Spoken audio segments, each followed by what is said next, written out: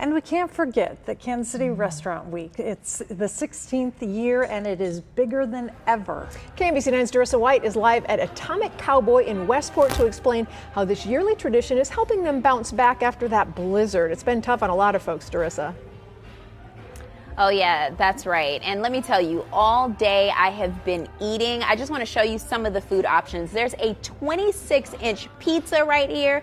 There's some garlic knots. There are cocktails on the menu. And that's just some of the dishes that are on the menu for Restaurant Week.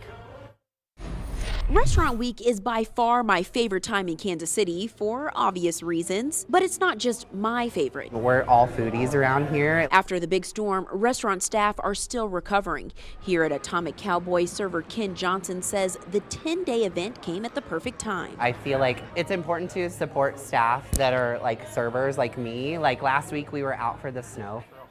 It's just the medium size. A week of no business. Nah, I'm kidding. It's our big one. And no tips can feel like a month for the restaurant industry. All my money from the weekend was just gone, and that puts me behind on bills because, you know, as servers, we're constantly getting money revenue. This is Atomic Cowboy's third year participating in Restaurant Week.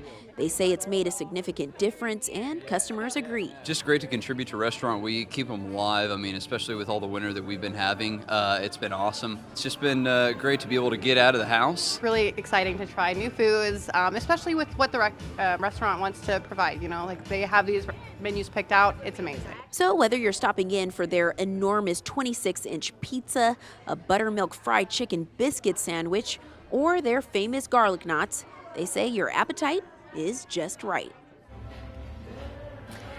Now, this is the largest Kansas City Restaurant Week with 245 restaurants participating. So grab some friends, come on, y'all, and get some pizza. Reporting live in Westport, Darissa White, KMBC 9 News. It's an easy way to make friends with a pizza that big.